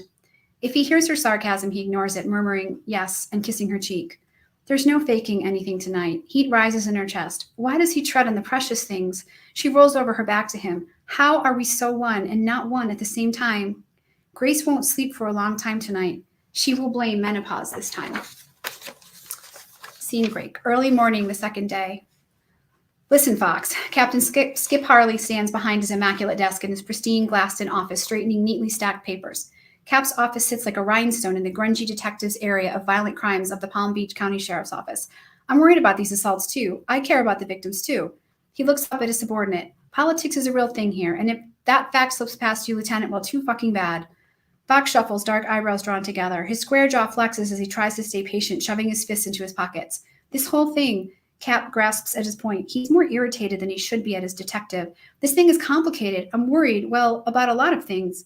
Turning away, Cap fixates on his array of orchids, which are lined up halfway down his office wall, located, of course, for the exact light. Cap disentangles from his lieutenant with some effort. A tiny bug crawls up one of his splendid blooms. Cap picks the insect off, rolling it between his thumb and forefinger. Fox Argle always stares at me like I'm this bug, like I'm a bug he pities somehow. He could squash me any second, but he doesn't want to, so he consents to let me live. Cap hesitates a moment too long to withhold the appearance of dominance, waiting to glance up at his subordinate. Well? Fox exhales and does his empty blink thing. Cap, it's a case. We'll work it like every case. No different. Tick and I do every case in the same way. We'll give them everything we've got. The patented Argle intensity. He stands there like he's calm, but I can hear the volcano inside. A blaze shoots through Cap, but he forces a laugh. Look, genius boy, your fevered insistence on ignoring my reality, the politics of this damn station, changes nothing. Cap will never let Fox Argle see him sweat. He treats his best detective as a habit.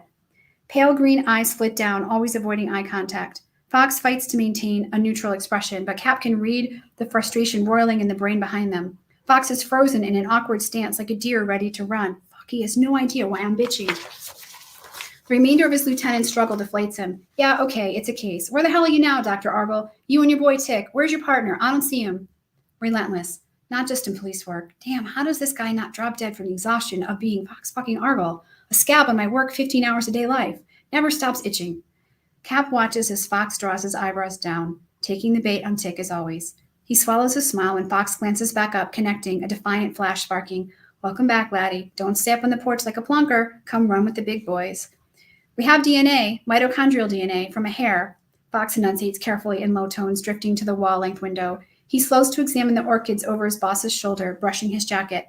There was an intact bulb at the end of the strand, but we haven't established age, so a profile may or may not be obtainable. The hair is red, rather bright and thick. Works in our favor, easier to confirm.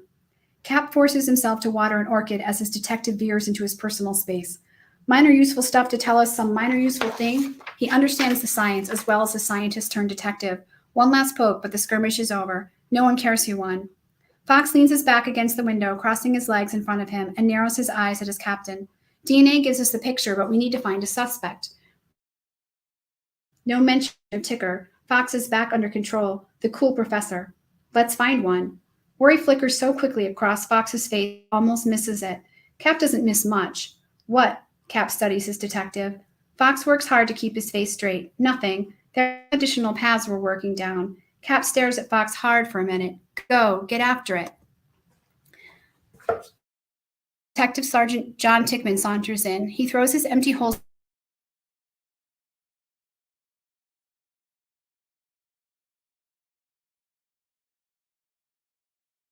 Or will it wash away your incessant tardiness? Fox motions his partner toward the hallway and walks off. Tick messes with a few papers on his desk to waste time and follows his partner to the coffee room. What's up, Fox? You look like a dog that got beat. Tick hands Fox a steaming coffee. Nah, I had a long night. Fox shuffles his feet and brushes at the non-existent piece of lint on his spotless pants. This means his lieutenant isn't going to tell him squat. Fox smiles his charming best, but his downcast eyes say something else. Tick files the exchange away. You meet with Cap yet? Tick is nonchalant. Yeah, like every morning. Fox raises his eyebrows as he pulls his phone away from his phone from his pocket. He wants us hard in the assault cases. I told him we had DNA, but no match. His Welsh accent deepens. He seemed a bit agitated, you know? The accent always grows stronger and disquiet. Yes, I know. Tick sets his coffee cup on the counter. This is literally the worst coffee on the planet, to go with the worst case of my career. A nightmare, Fox agrees, frowning. Our two boys, thrown into the brush at two ends of the county? On first pass, it seems unlikely, but they feel connected. All this political bullshit on the news, damn, the media's going nuts. Tick grimaces. Assholes looking to make more shit are slipping in like snakes from every direction. We're lucky the media hasn't heard who caught the case, yet. I want to keep it that way, Fox. Tick's got no truck with media or any politicians, especially the ones who only run into a place when real people are facing genuine pain. They're like vampires, swooping to set their teeth in desperate folks who are twitching for a fix. If the victims' families are the type, these bloodsuckers convince them the lottery can come through their family suffering. TV, attention, their 15 minutes, sick. Vampires. Tick doesn't realize he's speaking aloud. What are you thinking, pet? Fox smiles. Now who's murked? Damn, thinking about those scumbag rabble-rousing assholes yammering about this case and how I want to be invisible until we put this mess to bed. Fucking vampires, Tick growls. Now your shit's all over me, Fox. Damn. Fox tilts his head at his partner, offering him a rare glance. Glad for it to do a bunk. He waves his hand to the exit. We're off. Need to see forensics. Bunk you English jerk. You've been here 30 freaking years. Why don't you talk English? Tick grouses as he leads Fox out. I am not English. I'm Welsh. And I think you mean, why don't I speak an American dialect? I speak English quite well. We did it long before you Yanks, Fox says with the softest prickle. Tick sticks his arm behind his back and flips Fox's middle finger. As Fox follows Tick out of the detective's hall, he can hear the older man twisting his cell phone in his pocket. Tick walks in front of his lieutenant where possible, like he's in charge. He knows Fox never notices. Fox is just waiting for enough time to pass before he can begin a new game of brick breaker. Grace says her husband's playing in the company of others is rude, but Tick recognizes it as self-stimulation and hiding, distraction. Fox reminds him of his baby brother, Jackson. He understands the signs. He had to know them. Jackson was his to protect.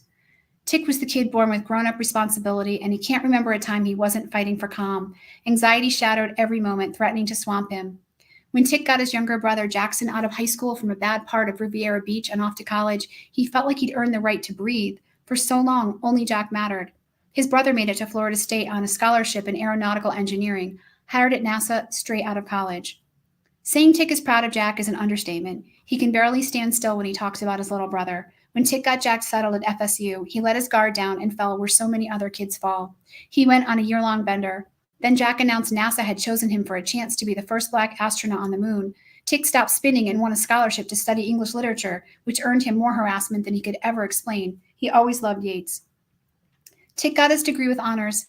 On the way home from the graduation ceremony, he saw a recruiting office and walked in. He spent the next decade jumping out of planes into various places, none of which were rational. For no particular reason, at no particular time, Tick knew when his military stint had served its purpose. He came home and went right into the police academy. The humidity sweeps over the men as the automatic doors slide open. Gonna be a hot one today, Tick says, putting on his sunglasses. Fox's cell blares. Cap's ring. Tick's phone sets off a second later. Cap's admin, Missy. Shit, this can't be good, Tick groans. Fox swirls his finger in the air, mouthing, here it goes. He stabs the answer icon with a finger. Argle, he says, moving away from Tick. Tick answers. Yep, we are still in the parking lot, Missy. Tell Cap we are headed back. Tick spins theatrically on his heel, drawing a head tilt from his partner. The men turn out of the bright Florida sunlight and back into the cool, mirrored sheriff's building. We found another young victim. Cap's voice is tight. This one is in Abacoa, over by the stadium. Fox jerks. Close to your house, Fox, Cap nods. A bad one, boy, so be prepared as you go into the scene. Off Military Trail, the wetland between Dakota and Indian Creek, almost across from the Hungarian bakery. Cap punches his index finger at the detectives. Don't even glance at any reporters. Damn. Just go, and don't let any commenting get back to me. Put your heads down and walk past all of them. Got me? Call me as soon as you have a handle on it. As the partners head out of Cap's office, he slaps his hands on his desk and yells, check in. What the hell am I going to tell these mayors that are up my ass? Damn. Next, the governor's office will be calling. Damn. I'll stop there. Sorry I can't do a Welsh accent. But It's okay. I don't think, well, yeah, I mean, definitely not within my repertoire. I sometimes do a really bad one at parties, but I didn't think to practice that, and it's probably best I didn't try here. Yeah, well, and we're all too sober for that kind of thing right now. Probably. Well, I can't speak for everybody else, but okay. So I'm gonna go ahead and just bring our peeps back here, and now, Kendra, like at the beginning, and I'm just picking on you because you're handy, so I apologize, but what you mentioned at the beginning of all this, that you were going to explain a bit about like how to access Vella, in case people want to go and check the stuff out, which I would think they would like to. So I certainly can. Does anyone else want to chime in on that or sum it up succinctly? You're on the spot, Kendra. Okay, I can. So if you've not been on Vella before, it can be daunting for the reader because you'll have to kind of search through Amazon's interface, and you'll probably want to put Kindle Vella in their main search bar, and once that comes up, you can sort of click on there and start looking for the top stories. But you also can look for your favorite authors. The first episode will be free, but after that, there's 3 episodes. There's 2 more free episodes, but on the second episode, it will ask you to log into your Amazon account. And that's because it's tracking reads for all of the writers. You still wouldn't get charged until you went to episode 4 and until you had the choice to buy tokens. So you would know you wouldn't like accidentally be charged, even if you have like quick order set up on your Amazon account. The first time you ever bought tokens to read on Vella, you would still choose to do that. You would know you were choosing to do that. And you probably will get a couple hundred for free anyway. But that's why it can be a little confusing. It seems like a bait and switch. People are nervous to enter their account numbers. It's understandable. It wants to know you're really you because it's setting up in case you buy something. Anyone else want to cover that or troubleshoot that for people? That's good. Yeah. I mean, you can, once you're on there, you can see various genres. And if you know what story you want, like say you wanted to read Hoyt's story, The Dark Secrets, you could just search for Hoyt Halford, or you could search for Dark Family Secrets. Or if you say, oh, I would just want to read science fiction, you can sort by genre as well and find lists of stories that you might like according to your favorite genre.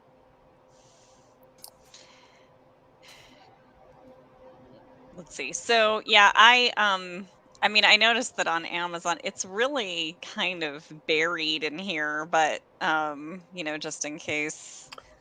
Let me Yes, see if I we can. all lament that. Yeah, I don't know if I can share my screen just to kind of give people an idea. Let me see if I can do that. I might just. Okay, let's see. Well, maybe it will let me. I'm not sure. It's actually improved quite a bit, particularly the reading of the first episode. I'm hoping that by the time they go to a national launch, it'll be to the point that when someone logs into their computer, it will just automatically take them to Kindle Vella. Mm-hmm. Yeah. Yeah. Yeah. My voice is bad, but we also, some of us have put certain hashtags, and that's allowed us at this point in the search, you come up a little quicker. So if you've put your name in, or you've put the name of your series, I put Fox Argo in, it will bring up everything together, which is new, and that's good. And you can do that either in Amazon.com, or you can do it in the Kindle app. The device, I think you can do it in the device now, although I wouldn't want to speak to that because I don't have a Kindle device. And for a while you couldn't, but I think you can now. Oh, that's interesting. So, like Oh, yeah. on the Kindle itself, like well, I'm gonna have to check that out. I've mainly been using my Kindle to just read library books lately because I'm cheap. So, um, I haven't even explored like the other functions. I did see that on the phone app, there is a way to get to the Vellas on here, but Mm-hmm. they don't make it super Yeah. easy. But unless, if you have a tip, Kendra, that. I'm just laughing because so many times I would try to find my own story and I would type in Kindle Vella and it would suggest, "Are you looking for Kindle Bella?" And at some point I just kind of lost my mind. Like, this is ridiculous. It has gotten better. They're working on, they're slowly taking it out of beta, and you can see them working out certain kinks in certain areas, every day, certain things get better. So I'm encouraged by that for sure. But it can be Yeah. daunting for the new reader. Yeah. It can be fun too. And so probably readers have to go on, a social media platform. But I will say that this group of people that I've met here is through Facebook. It's fun because we're interactive with each other, and readers can chime in and talk to us there and sort of affect the story a little, or at least give us feedback, and they can hear directly from us. If they want to read something and jump on Facebook, they will find us if they Google our author names, and we'll be excited to talk back and forth with them. That's part of the fun. Yeah, that's really cool. I mean, it seems like it's very, it has the potential to be really engaging because it's like me and my boyfriend keep joking about how we're officially old people now because, we have our programs that we watch together, every week. And I mean, there is something that's unique and special about things where it's like there's a new episode or there's a Mhm. new installment coming up. Um, and not having to wait for someone to write like a whole novel. So, yeah. And like you were saying, Kendra, I mean, there is like it sounds like there's kind of an encouragement for like engagement and, Yeah. Mhm. yeah. So it's very cool. It's definitely cool to see some of my favorite people here together in one group. Yeah, I Mhm. know. It's like that's one thing that I think has been kind of nice about doing this is, I mean, we started doing this like, well, I guess mostly I started, but I guess it's the regal we, I don't know. But um, I reached out to Renaming. some friends around around the beginning of the pandemic, and we were all kind of feeling isolated, and there were no more like open mics or anything like that. And I mean, now there are open mics again, but I've got to admit that I'm, still germophobic and a hypochondriac because writer and neurotic. So, I mean, just speaking for me. So it's like all the things that used to be so much fun about it, like all the people and, the condensation forming on the inside of the windows and stuff like that. Now I'm just like, it's too close, too close. Yeah. Ugh. So, Yeah, but this is nice. We can have this kind of separate togetherness, Um, let's see. Well, does anyone else have anything they want to chime in with? I know that everybody's kind of um, Coughing. feeling hoarse and whatnot. We've all had colds, I think, in the past week.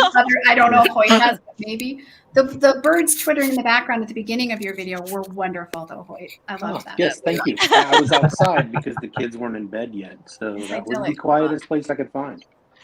Yeah, Hoyt has all the atmosphere, the birds, the planes, so flying things in the background, Airplane. basically. Yeah. And then it got I felt dark like we were on in me, so Shermer. that was I Good should old have that for Shermer. my story. It's a bird. It's a plane. It's Right. We're just in Hoyt's background. That's what it is. I wanted to say how nice it is to see you guys. I'm constantly, I don't want to say surprised. I'm constantly, I don't know, satisfied, I guess, with the level of storytelling in this community, and we're all kind of grouped together. The community is growing, and we're all supporting each other, and I just think that's really cool. And I'm a little embarrassed that I haven't really had the time to read all of it, but I'll get there. And I just wanted to say that that I really enjoy being a part of this community. Yeah, I second that. Me And too. these are some of my favorite authors too. And we all are doing our own thing. I'm purposely going to make sure I catch up on all the stories that are here. But you do get behind. But the quality of some of the work is just outstanding. Yeah. I'm amazed, and it's so much fun. I think it's been a wonderful experience. Yeah, well, it seems like you have a really good group here. I mean, I'm not, I don't have like the inside view of all of that, but it seems like. Yeah.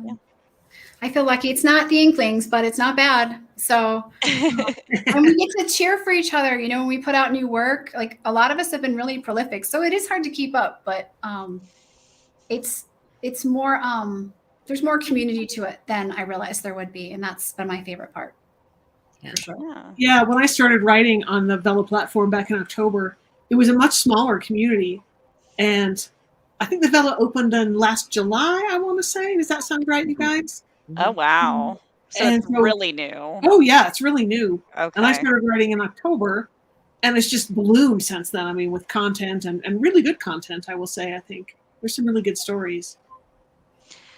Well, that makes me feel better. It's like I don't know. I mean, I guess that it's like partly because it's like it's Kindle Vella, so I was just thinking, oh, well, I mean, this is probably just something that's been around for longer, and I've just been under a rock and didn't realize it. No, But no. It's not even a year old. Okay. We are cutting edge, Amy. We are coming to you from the edge. So cutting edge. Well, I like that. I'm into it. I mean, I'm all about it. So yay.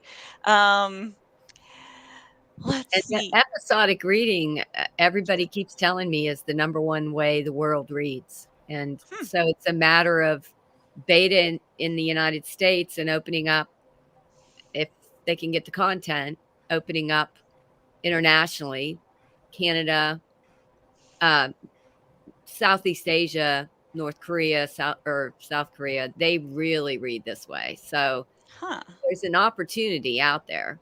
It's just a matter of Amazon sticking with it. I think this is one of their multiple attempts to do it, but yeah, well, I mean, it seems very cool, and I hope it continues to grow. Yeah, I mean, does anybody have anything else they'd like to add? Everybody's being quiet. Okay, yeah. Now that she's raised her head back up, that wasn't going to be I a good last apologize. words. So it's all good. It's all good. We just you've got more to write, so don't keel over on this video. Right.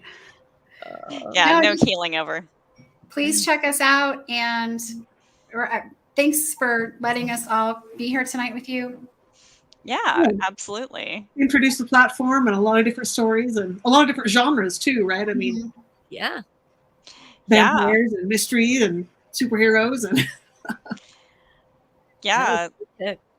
it's great. It's good range, and I mean, just seems like there's kind of, definitely even in this group, there's kind of something for everybody. So it's pretty cool.